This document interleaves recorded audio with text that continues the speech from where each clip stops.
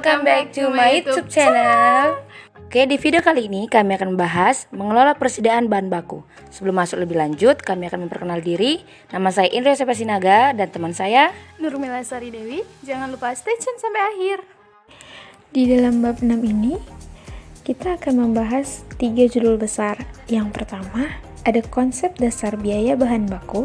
Yang kedua, ada metode penentuan harga pokok bahan baku.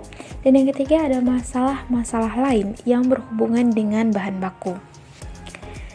Nah, di judul besar yang pertama, konsep dasar biaya bahan baku itu merupakan biaya bahan baku adalah harga pokok bahan baku yang dipakai atau dikorbankan dalam proses produksi untuk memperoleh produk jadi, atau biaya yang dikeluarkan untuk memperoleh bahan baku dan untuk menempatkan dalam keadaan siap diolah.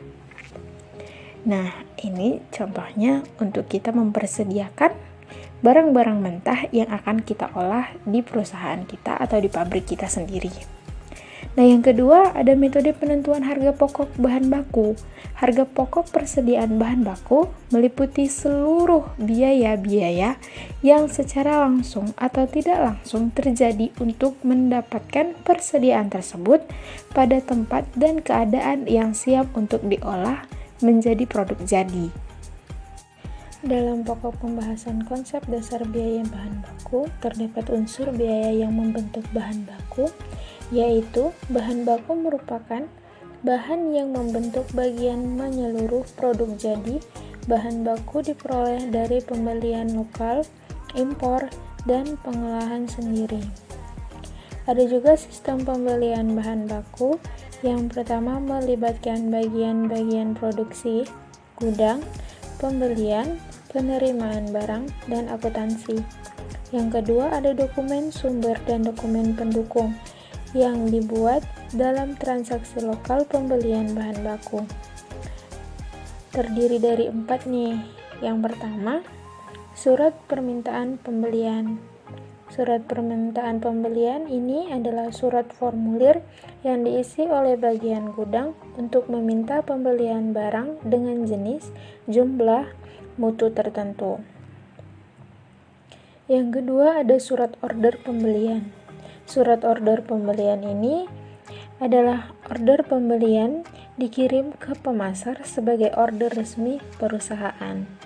Yang ketiga ada laporan penerimaan barang.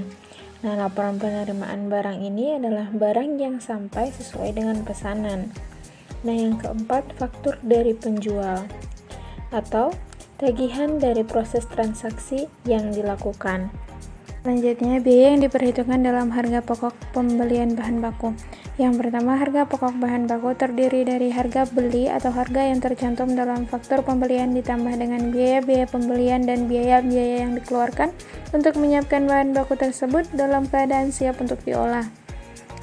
Yang kedua, ada potongan tunai atau cash discount diperlakukan sebagai pengurangan terhadap harga pokok bahan baku yang dibeli. Yang ketiga, ada biaya angkut.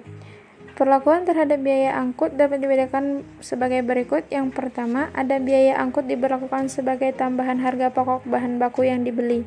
Dengan cara perbandingan kuantitas setiap jenis bahan baku yang dibeli, perbandingan harga faktur jenis harga bahan baku yang dibeli.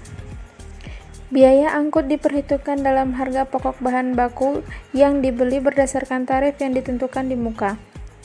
Yang kedua, ada biaya angkut diperlakukan sebagai biaya overhead pabrik, di mana pada awal tahun anggaran jumlah biaya angkutan yang akan dikeluarkan selama setahun itu ditaksir. Nah, jumlah taksiran ini diperhitungkan sebagai unsur biaya overhead pabrik dalam penentuan tarif biaya overhead pabrik. Selanjutnya, unit organisasi yang terkait dalam perolehan bahan baku. Perusahaan membuat tarif pembebanan biaya pembelian yang dibebankan untuk bahan baku yang dibeli dengan cara yang pertama, jumlah biaya tiap bagian yang terkait dengan transaksi pembelian bahan baku tersebut diperkirakan selama 1 tahun anggaran. Yang kedua, ditentukan dasar pembebanan biaya tiap-tiap bagian tersebut dan ditaksir berapa jumlahnya dalam tahun anggaran. Yang ketiga, ditentukan tarif pembebanan biaya tiap-tiap bagian tersebut dengan cara membaginya biaya tiap bagian dengan dasar pembebanan. Nah, kita bisa lihat nih, ada jurnal pembebanan biaya pembelian kepada harga pokok bahan baku atas dasar tarif dan adalah sebagai berikut.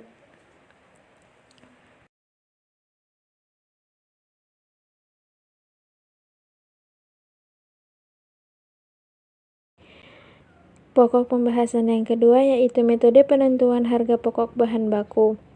Harga pokok persediaan bahan baku yang meliputi seluruh biaya-biaya yang secara langsung atau tidak langsung terjadi untuk mendapatkan persediaan tersebut pada tempat dan keadaan yang siap untuk diolah menjadi produk jadi.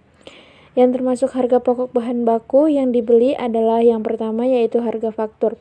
Harga faktur sendiri merupakan harga aktual yang dibayar pengecer pelanggan akhir pada produsen atau distributor barang. Yang kedua, biaya angkutan, yaitu tarif pengangkutan barang atau bahan baku.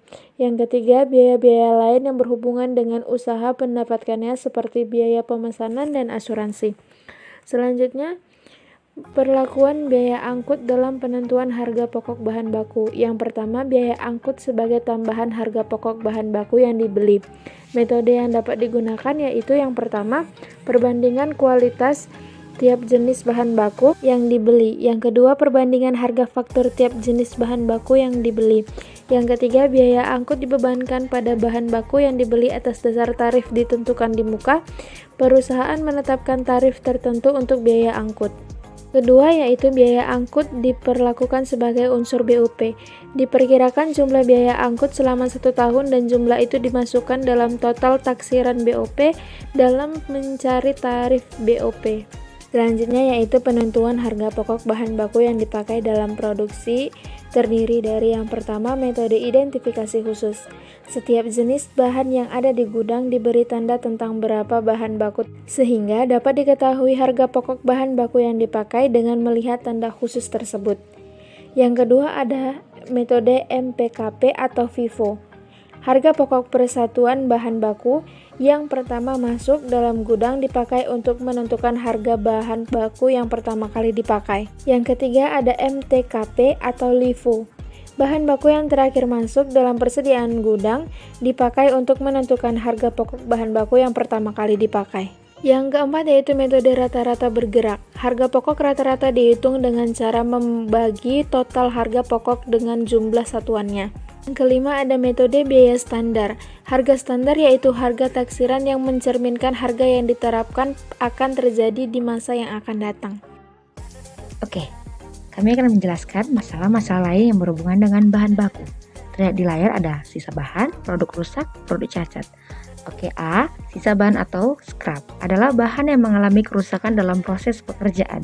Masalah akuntansinya adalah perlakuan terhadap hasil penjualan sisa bahan seperti 1. Hasil penjualan diperlakukan sebagai pengurang BBB yang dipakai dalam pesanan. 2. Hasil penjualan sisa bahan diperlakukan sebagai pengurang BOP sesungguhnya.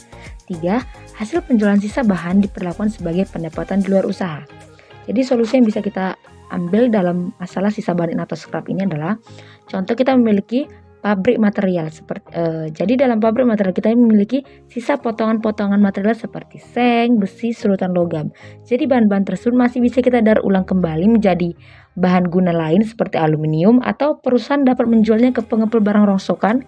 Jadi masih memiliki nilai guna jual yang menambah pendapatan perusahaan. Selanjutnya B. Produk rusak atau spoiled goods adalah produk yang tidak memenuhi standar mutu yang ditetapkan. Kelakuan akuntansinya tergantung penyebab terjadinya seperti 1. Terjadinya karena sulitnya mengerjakan pesanan tertentu atau sebab luar biasa lain diperlakukan sebagai penambah HP produk yang baik dan jika laku dijual maka hasil penjualan sebagai pengurang HP pesanan tersebut. 2. Terjadinya karena hal yang normal pada proses produksi, maka kerugiannya dibebankan kepada seluruh produk. Jadi masalah dalam produk rusak ini bisa kita ambil solusinya seperti contoh, kita memiliki pabrik barang elektronik nih, seperti TV atau AC. Jadi jika produk rusak, Jadi TV itu rusak, masih memiliki komponen-komponen di dalamnya yang masih layak guna. Jadi perusahaan bisa menjualnya dengan nilai yang ekonomis menambah pendapatan perusahaan.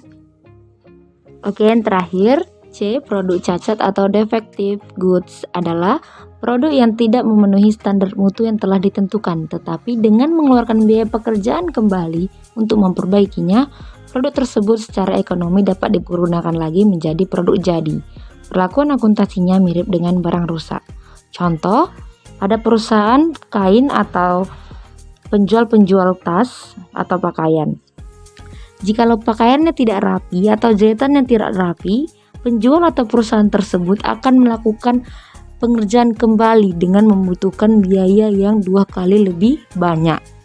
Jadi, solusi yang lain bisa diambil adalah para penjual menjual produknya banting harga atau bisa disebut dengan iming-iming diskon agar stok pada perusahaan dapat berputar secara berkala. Sekian dari masalah-masalah lain berhubungan dengan bahan baku. Jadi yang bisa kita ambil di sini adalah tak banyak produk cacat yang bisa digunakan, tapi tak sedikit pula yang masih layak dijual. Oke, di sini kami juga menyajikan contoh soal. Bisa dilihat PT Selora membeli 2 jenis bahan baku sebagai berikut. Bahan A 2000 kg dengan harga per unit Rp1.000. Bahan B 3000 kg dengan harga per unit Rp2.000. Biaya angkutan yang dibayar untuk kedua bahan tersebut berjumlah Rp200.000. Berdasarkan data di atas, hitunglah A. Lokasi biaya angkut untuk tiap jenis bahan. B. Harga pokok per kilogram bahan baku dengan asumsi biaya angkut dialokasikan berdasarkan A. Perbandingan kualitas bahan yang dibeli, dan B. Perbandingan harga faktur yang dibeli. Penyelesaiannya A. 2 kg. Penyelesaiannya sebagai berikut. Bahan dikali harga per unit. Bahan A 2000 kg kali Rp1.000 sama dengan Rp2.000.000. Bahan B 3000 kg dikali 2000 sama dengan Rp5.000.000. Hasilnya Rp7.000.000. Biaya angkut kedua bahan tersebut Rp200.000. Metode A atau metode pertama A, alokasi biaya bahan N sama dengan hasil bahan per hasil bahan seluruhnya dikali biaya angkut kedua bahan. Maka bahan A 2000 per 5000 kali Rp200.000 sama dengan Rp80.000. Maka diketahui biaya angkut A per kilogram Rp80.000 per 2000 sama dengan Rp40. Bahan B 3000 per 5000 dikali Rp200.000 sama dengan Rp120.000. Maka diketahui biaya angkut B per kilogram Rp120.000 per 3000 sama dengan Rp40.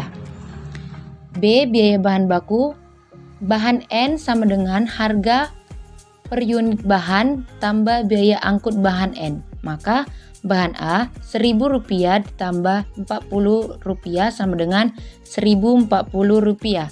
Bahan B Rp2.000 ditambah Rp40 sama dengan Rp2.040. Oke, penyelesaian menggunakan metode B, metode kedua. Bahan N sama dengan hasil bahan N per hasil bahan keseluruhan kali biaya angkut. Maka bahan A sama dengan Rp2.000.000 per Rp7.000.000 kali Rp200.000 sama dengan Rp51.142,8.